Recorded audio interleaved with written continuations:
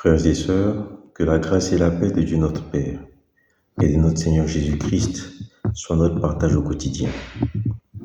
Père, comme le dit le psaume 119 au verset 160, nous avons l'assurance que le fondement de ta parole est la vérité et que toutes les voies de ta justice sont éternelles. Après la désobéissance en Éden, Dieu a jugé impératif afin de rester fidèle à ses résolutions prises pour sa créature et par sa créature. Dieu a jugé fidèle de rétablir toutes choses. À travers la nouvelle alliance, il a tout accompli en Jésus-Christ afin que tout soit restauré comme avant la désobéissance, et notamment l'environnement d'amour dans lequel évoluait la relation entre le Créateur et sa créature, entre le Père et le Fils. Pour restaurer cet environnement d'amour, Dieu a lui-même prouvé son amour inconditionnel. Il est donc impératif, nécessaire, afin que la relation d'amour soit rétablie, que la créature, les fils eux-mêmes, démontrent et prouvent leur amour en direction du Père. Lorsque Jésus-Christ a accompli toutes choses par sa vie, par sa mort à la croix, par sa résurrection, par son élévation et sa glorification, lorsque Jésus-Christ a donc tout accompli, il a fallu un acte d'obéissance, d'amour de 120 de ses disciples pour que les effets de cette alliance, les promesses de cette alliance entrent en vigueur dans la vie, pour la vie et par la vie de la créature et des fils de Dieu. En effet, la venue du Saint-Esprit, condition nécessaire pour que la nouvelle alliance prenne vie, soit active dans la vie de la créature, dans la vie du Fils, la venue du Saint-Esprit a été déclenchée par les 120 à la chambre haute qui ont manifesté leur amour pour Jésus-Christ et pour Dieu en obéissant au commandement de Christ, qui était d'aller et d'attendre à Jérusalem la venue de ce qui avait été promis par le Père et que lui-même avait annoncé, l'Esprit de vérité. Nous savons qu'avant de partir, Jésus-Christ a laissé une mission à ses disciples. Il a confié une mission à ses disciples. Cette mission nous est bien résumée dans les différents évangiles de Matthieu, de Marc et de Luc, et nous allons les lire. Matthieu 28, versets 18 à 20, il est écrit: Jésus s'étant approché parla ainsi: Tout pouvoir m'a été donné dans le ciel et sur la terre. Allez, vous mes disciples, allez, faites de toutes les nations des disciples, les baptisant au nom du Père, du Fils et du Saint-Esprit, et enseignez-leur à observer tout ce que je vous ai prescrit. Et voici, je suis avec vous tous les jours jusqu'à la fin du monde. Cette instruction, cette consigne, est reprise également par Marc, qui la présente de la façon suivante. Dans Marc 16, les versets 14 à 20, il est écrit, notamment au verset 15 et 16. Puis Jésus leur dit: Allez par tout le monde et prêchez la bonne nouvelle à toute la création. Celui qui croira et qui sera baptisé sera sauvé. Dans le livre de Luc, Luc reprend aussi ce commandement, cette mission laissée à Jésus-Christ, par Jésus-Christ à ses disciples. Dans Luc 24, les versets 46 et 47, il est écrit: Puis il, Jésus, leur dit: Ainsi il est écrit que le Christ souffrirait et qu'il ressusciterait des morts le troisième jour, et que la repentance et le pardon des péchés seraient prêchés en son nom à toutes les nations, à commencer par Jérusalem. Vous êtes témoins de ces choses. Mes frères et sœurs, Christ a laissé ses commandements et cette mission à ses disciples. Mais avant que cette mission puisse entrer en vigueur, c'est-à-dire l'annonce de l'évangile, l'annonce de la bonne nouvelle du royaume, l'enseignement et l'évangélisation des nations et de toute la création, avant que cela puisse rentrer en vigueur, il a été nécessaire que le Saint-Esprit, l'Esprit de vérité, vienne. Et comment cet Esprit de vérité est venu? Il est venu par l'acte d'obéissance des 120 à la chambre haute. Acte d'obéissance qui, aux yeux de Dieu, est un acte d'amour. Parce que selon Dieu, la créature ne peut prouver que son amour qu'en gardant et en obéissant à ses commandements. Alléluia.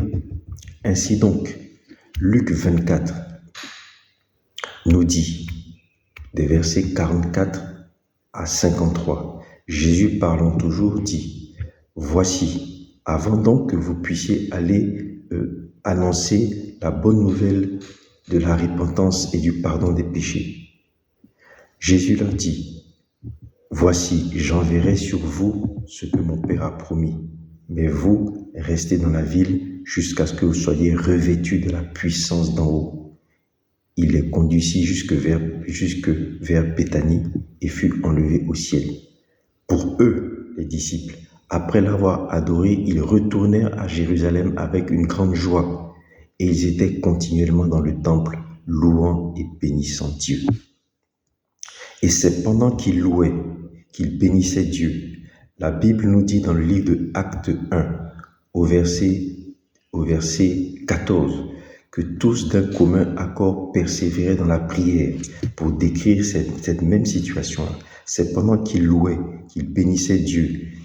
Ce que traduit l'auteur du livre d'Actes, dans Acte 1, verset 14, par « tous d'un commun accord persévéraient dans la prière », c'est pendant qu'ils étaient dans cette attitude-là que le Saint-Esprit est venu et que le commandement de Christ d'aller, de faire de toutes les nations des disciples, d'aller, de prêcher la bonne nouvelle du royaume à toute la création, d'enseigner l'évangile de la repentance et du pardon des péchés, de prêcher l'évangile de repentance et du pardon des péchés, c'est après que le Saint-Esprit soit venu, suite à l'acte d'obéissance et d'amour des 120, que cette mission a pu démarrer.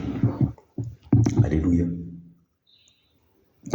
Dieu a prouvé son amour en accomplissant en Jésus-Christ et par Jésus-Christ la nouvelle alliance, l'alliance de restauration, l'alliance éternelle et perpétuelle.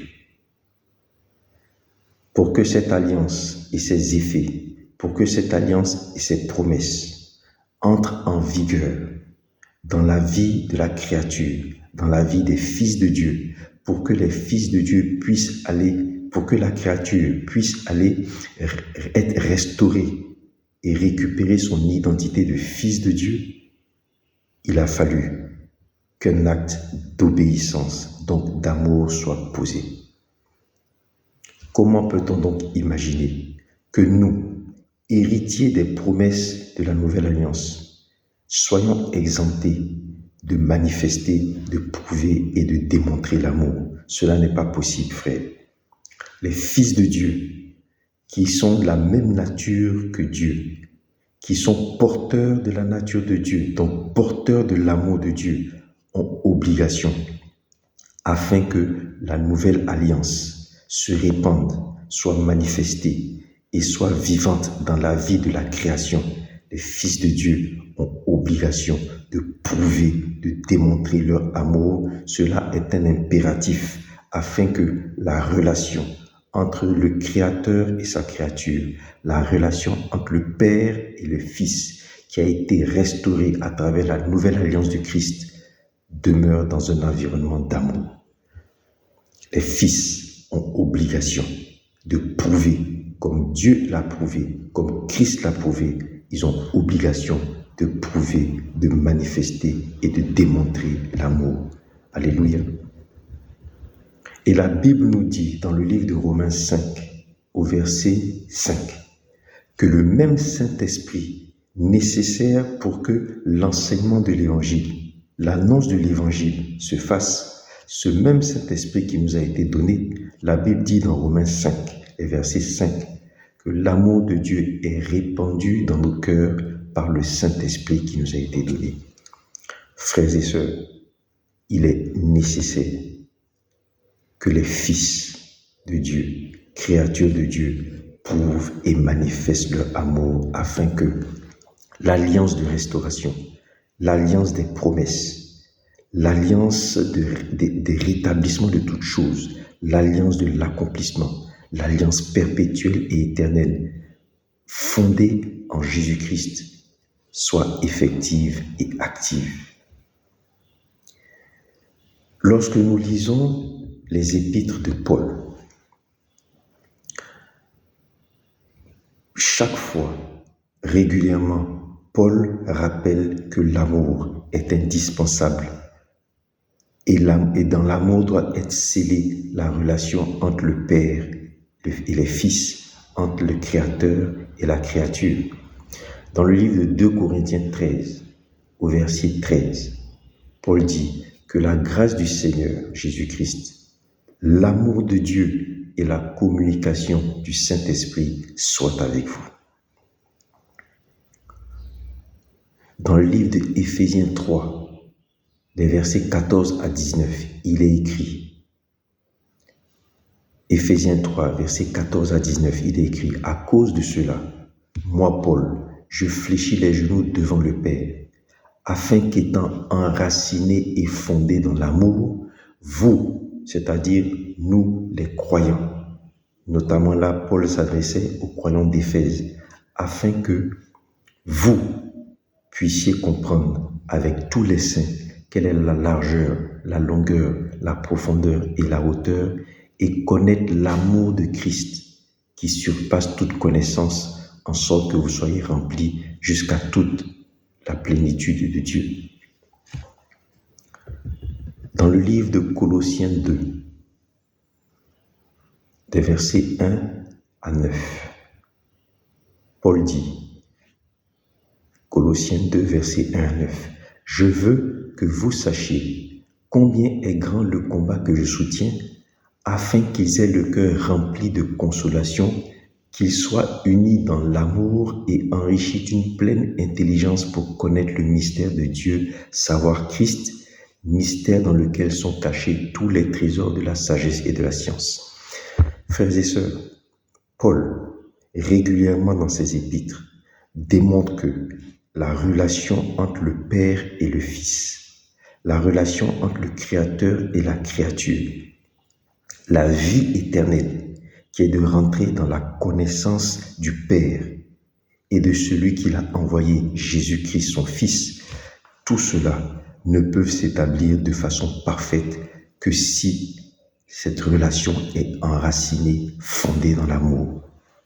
Ces 3 passages que nous avons lus là nous enseignent cela. Paul dit qu'il est indispensable et nécessaire que nous soyons unis dans l'amour, que nous soyons enracinés dans l'amour, que nous soyons fondés dans l'amour. Unis dans l'amour, il le dit de Colossiens 2, au verset 2. Fondés dans l'amour, il le dit dans Éphésiens 3, au verset 17. Alléluia. Dans 2 Corinthiens 13, au verset 13, il dit que l'amour de Dieu soit avec nous tous, afin de pouvoir restaurer cette relation d'amour. Le Père, sans que nous lui ayons rien demandé, sans intercession, sans prière, a démontré son amour. L'amour de Dieu, nature de Dieu, étant répandu dans nos cœurs par le Saint-Esprit qui nous a été donné, le même Saint-Esprit qui va nous enseigner, nous amener à connaître Jésus-Christ et nous conduire à obéir à la mission d'évangélisation que Christ nous a confiée. Cet amour, nature de Dieu étant répandu dans nos cœurs, les fils doivent prouver qu'ils ont cet amour-là et manifester cet amour. Cet amour doit d'abord être manifesté et prouvé en direction du Père. La créature doit prouver qu'elle aime le Père. Les fils qui ont récupéré de par la nouvelle alliance leur identité par Jésus-Christ, en Jésus-Christ et pour Jésus-Christ, les fils doivent démontrer leur amour en direction du Père. Dans le livre de Matthieu 7, au verset 21, Jésus dit, « Ceux qui me disent « Seigneur, Seigneur » n'entreront pas tous dans le royaume des cieux, mais celui-là seul qui fait la volonté de mon Père qui est dans les cieux. » Je reprends, Matthieu 7, 21. « Ceux qui me disent « Seigneur, Seigneur » n'entreront pas tous dans le royaume des cieux, mais celui-là seul qui fait la volonté de mon Père qui est dans les cieux. » Jésus dit, « Ce ne sont pas tous ceux qui me disent « Seigneur, Seigneur » qui entreront dans le royaume des cieux, mais celui-là seul qui démontre son amour pour le Père. Comment? En gardant ses commandements et en faisant la volonté du Père. L'accès au royaume des cieux est réservé à ceux qui reconnaissent Christ comme notre Seigneur et comme Sauveur et qui manifestent leur amour pour le Père en gardant ses commandements, comme Christ le dit dans Jean 14, et en faisant la volonté du Père. Et s'il y a un disciple qui a compris la puissante dimension de l'amour dans la relation entre le Père et les fils, entre le Créateur et les créatures, c'est l'apôtre Jean. Dans le livre de Jean, dans Jean chapitre 13, 14 et 15, dans le livre de 1 Jean, dans l'épître de 1 Jean, il va s'étaler, démontrer, détailler l'importance, la nécessité de l'amour pour environner la relation entre Dieu et nous. Nous le verrons par la suite, mais l'apôtre Jean, le disciple Jean, est celui qui a le mieux compris, est celui qui est le mieux entré dans la révélation de la puissance et la nécessité de l'amour. Alléluia.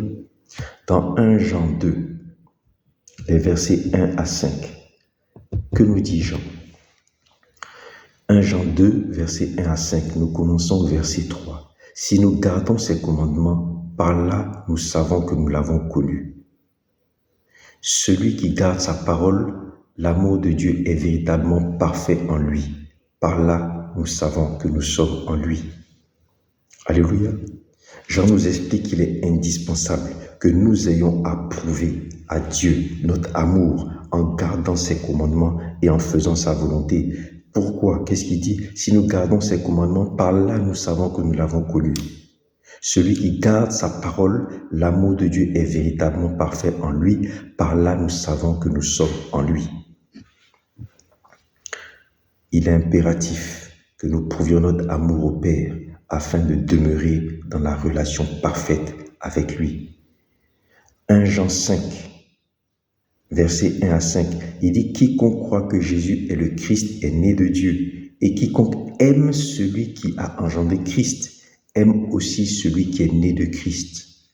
Nous connaissons que nous aimons les enfants de Dieu lorsque nous aimons Dieu et que nous pratiquons ses commandements, car l'amour de Dieu consiste à garder ses commandements et ses commandements ne sont pas pénibles. » Frères et sœurs, il est impératif que les fils prouvent leur amour.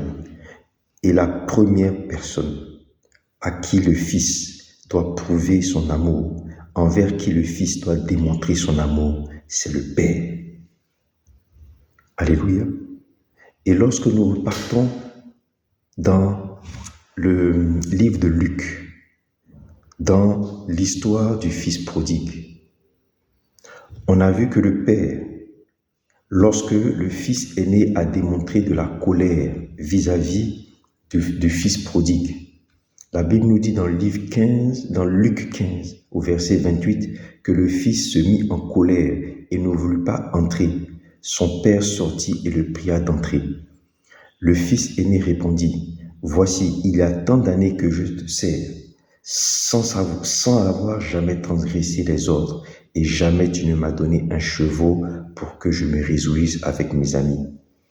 Mais quand ton fils est arrivé, celui qui a mangé ton bien avec des prostituées, c'est pour lui que tu as tué le veau gras. » Lorsque le fils a manifesté de la colère vis-à-vis de son petit frère, le père lui a demandé plutôt de manifester de l'amour et de la compassion. Ce passage de Luc 15 est important, car il met en évidence la nécessité de l'amour entre frères. Alléluia. Et nous le verrons par la suite. Frères et sœurs, les fils, la créature a nécessité de démontrer son amour comme Dieu a prouvé le sien. Et tout d'abord, cet amour doit être prouvé, démontré et manifesté en direction du Père. Que la grâce et la paix de Dieu notre Père et de notre Seigneur Jésus-Christ soient notre partage au quotidien.